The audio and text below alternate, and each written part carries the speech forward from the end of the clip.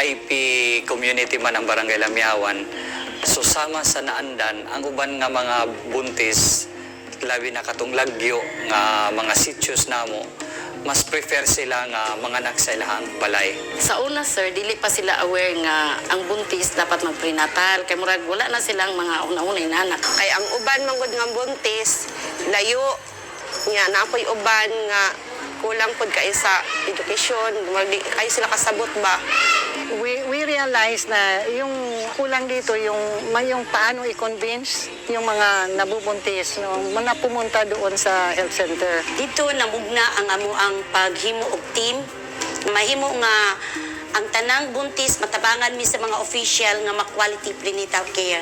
Every month, mangatag sila sa akwa kog report, black and white, para ma-evaluate ko kung unsang mga problema sa matag sityo. Dako gyud kaayo ang nahimo sa WHO pag IEC o pag edukar sa amo kay sa una wala pa mi nakahatag og serbisyo nga mag-saving ang buntis. Ito po mga BHW, di-train po sila pag usaon pag pregnancy tracking.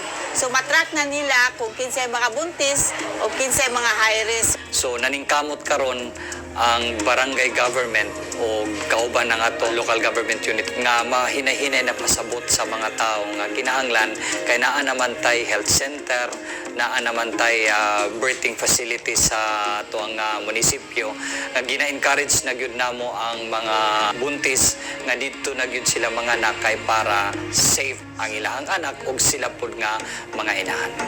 So involved atong mga tricycle driver, atong mga kagawad, mga puruks, no, involved sila kung naay, for example, buntis sa ilahang community, gina-refer na siya, gina-inform po sila kung kano sa sila mga anak. Kaming tanan po, mga BSW, mga barangay officials, or mga teachers, naapaway mga parent leaders, so nagkaiusa dyan, kung halimbawa na mga buntis nga naginahanglan og tabang, so andam po ni mutabang po para sa ilaha. Tungod sa awareness nga among gipadangat sa mga tao bahin sa maternal health, ang community involved dili lang kay ang ginikanan sa nabuntis, ang magtiayon or ang exclusive sa ilang pamilya lang. So for example, naay mga mabuntis din na naay mga emergencies. Ang ilang mga silingan is aware kung asa dalahon ng nabuntis. Ang atong mga tricycle driver kabalo sila asang emergency.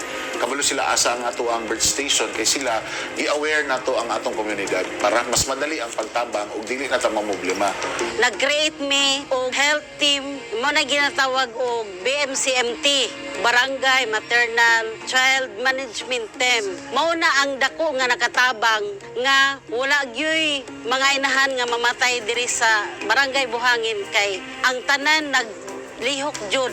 Dok, pwede ba ko magpaanak sa amo ang balay kay train man ko nahilot? Dili na pwede. Pwede na kang mahimong partner na mo.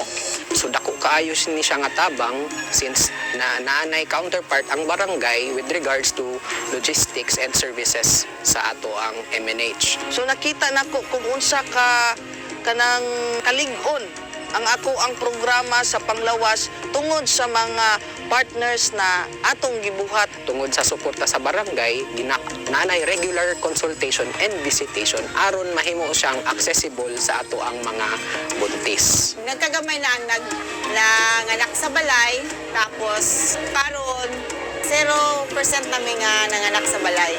Asa mo ang tribo, okay na kayo karon kay nakan nga tabang sa gobyerno. Ayun na gud sila pertian yung mga BSW nagatabang na sila ug sa bay mga problema sa tribo. Nakumo na din sa barangay. Ipangusgan sa mga komunidad pati na sa ato ang lungsod, ang resulta ana is wapo kaayo. Perte ang ato ang mga mama healthy, ang ato mga baby healthy. Tungod aning ato mga stakeholders, mutabang pud sila pagpasabot sa atong mga kaigsuonan ug sila pud usa pud sila nga naga-encourage nga katong mga traditional nga mga hilot o katong traditional nga pamaagi sa pagpanganak nga ato natong hinahinayan nga mawagtang kay ang ato ang safety sa inahan ug sa bata nga wala gyud mahitabo nga mamatay sila.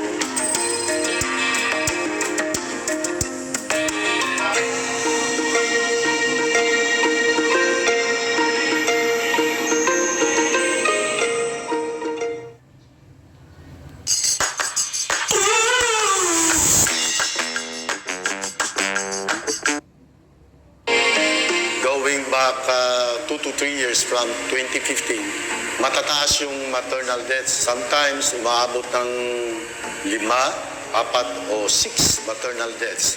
Napoy isa pod kanang magbaha gani sir problema jud kayo gila nimang ka one time na siya lugar nga tabukon siya sapa ang mga anak naman sa tabok so kailangan man jud nimo siya tabukon sir wala jud kay buhat kundi baha man. Before ang WHO ni sulod sa amoa sa Donmar, especially sa Barangay Lapuan, isud gyud kay ang tanang mga anak dili gyud sila prepare na mga anak sa health facility, lalo na sa among health center. Marami ding facility namin na BHS, hindi siya safe birthing. Kaya hindi kahit na doon ipanganak yung mga bata, pero hindi naman safe birthing, hindi rin ma-accredit. Kasagaran manggong rason nga tungod sa kapobrehon dili sila makaadto sa ato ang mga health centers or magpakita sa ato ang mga midwives and nurses. So kana siya ginabuhatan nato nagpaagi na atay buntis team kompleto na ay dentist, medtech ug doktor nga moanhi sa mga liblib ug mga remote areas. Motong pasalamat mi niabot pud tong accreditation sa PhilHealth sumuti na guide sa mua nga mapadali ang amuang MCP. Karamihan sa mga midwives namin, hindi din train pati ang BHN. But fortunately, the last 3 years, marami nang na-train pati public health nurse. So naatay gihimo nga capability building sa atong mga barangay officials, sa atong mga BHWs nang hatag pud sila og training sa IMCI. Nami ginatawag nga pregnancy tracking tool. Kaniadto dili siya tracking tool ang tawag kundi active master listing lang mi. So niabot ang panahon nga ni sponsor ang WHO nga i-guidean mi nga para mas mapadali among trabaho pag monitor sa buntis. Ginaanhian ko sa ako ang health center diri nga naga-survey kanang sa pagsugod pa lang nako pag wala na sa akong mens gianhi ko niya diri nya every month ko nga wala pa schedule nako nga moadto ko ginapa-remind ko niya diri ginapaanhi ko diri nga kay para sa health namo nya maskin lang dili nako monthly kanang ginabay ko niya diri nga ginapangusta kumusta man mo diri mga buntis. Pasalamat ko sa mga health center nga nagdala dinha nga giatiman mi nila sama ra pud sa ilang pamilya nga pag-atiman pud nya sila pong serbisyo. Daghan po kayo salamat kay kung wala pud sila dili pud ba mi makuan sa mamonitor pud ang unsa mong panginahanglanon sama sa mga buntis. Mauna ato ang number 1 goal nga ma-prevent gyud ang kaning mga maternal and child deaths. Walang nanay at bata na mamamatay dahil sa panganganak.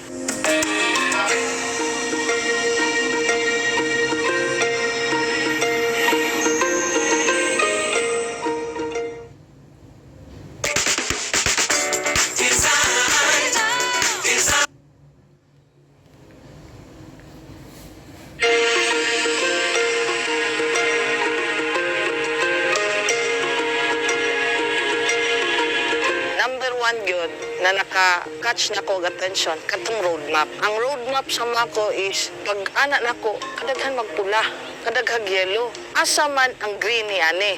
Green magud daw is katong perfect. It was difficult in the beginning kasi sa aming kultura hindi nila accepted yung mga anak sa health center kaya it's considered na parang nasa public sila. Sa una wala pa na emphasize nga ma-educate kayo sila nga magpa-prenatal mo adto sa health facility marag ingon ana ang dagway nila. Ang kahimtang sa mga tao sa una, kami mga tribo, ato sa balay mga anak, kasagaran, nagoy mga kaso nga mamatay, dito rin sa balay. So wala pa maning kuan partihan tabang sa gobyerno karon. Nga na among kinabuhi sa una. Sa wala pa to ang assistance sa atong gobyerno. Isa layo ang amo ang ginadalaan sa among mga anak sa Davao Regional Hospital. Murag light ang amo kung pagbihiki lang sa pagtravel lang daan, expenses ni daan sa ang katawhan.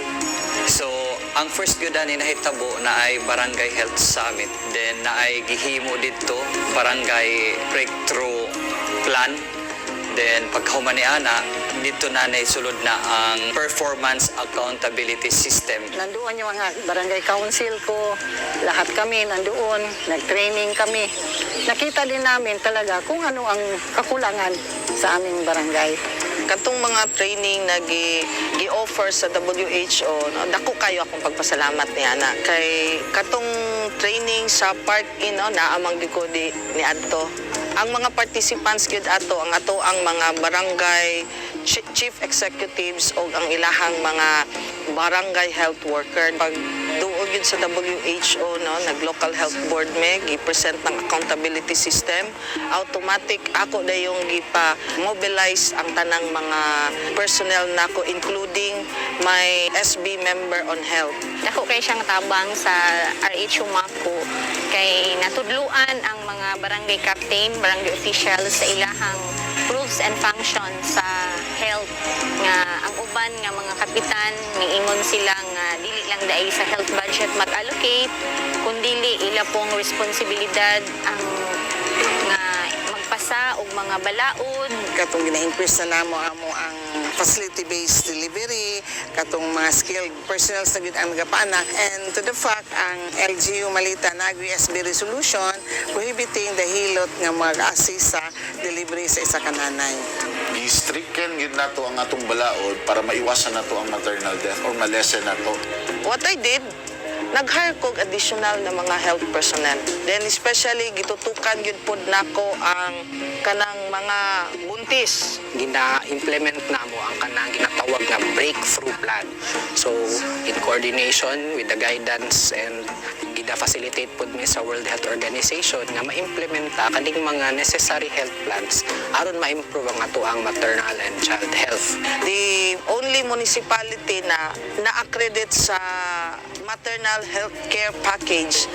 Then during sa ako ang time, idoble na ako og accreditation sa PhilHealth.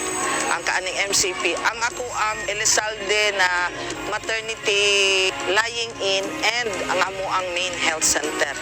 So, ang gibuhat sa munisipyo, nagpasami og Safe Motherhood Ordinance.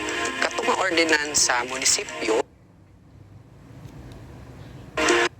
gi-implemento siya ug gi-adapt sa ato ang mga respective barangays. So tungod atong passage sa and adoption sa ato ang Safe Motherhood Ordinance sa mga barangay level, no, na-increase ang ato ang mga health indicators. Sa pagkakaroon, mo ko nang gihatag sa gobyerno nga ayuda sa mga tao nga nasa bukid nga puyo. Kaya na mo mga tribong mansaka. So ang nahimo karon nga nahimo na ni siya nga project, dako kayo gikatabang kay ngano dili na moadto sa laing lugar ang among mga buntis o mga anak kay naa naman tay facility. Dako kay siya gikatabang ma'am kay ngano naatay kumpleto tag doktor, natay nurses o natay midwife, kumpleto.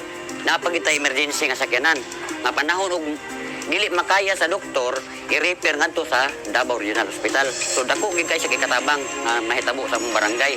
List karon nga murag hayag na kay ang ato ang municipal government units naning kamot nga makabutang yun o mga facilities nga dito mo abot ang ato ang mga buntis.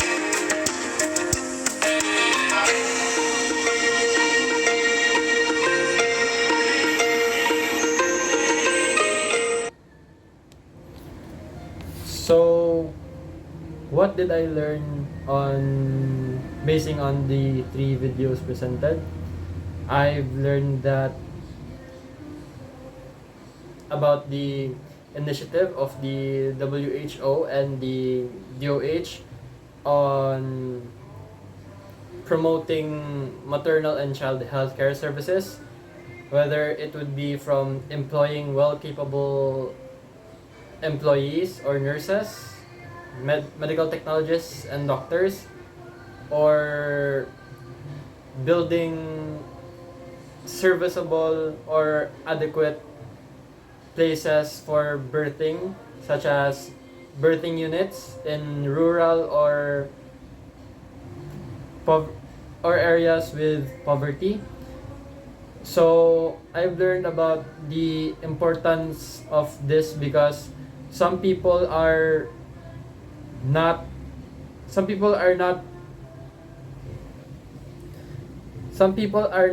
really advantaged, especially when they are pregnant, especially in rural areas.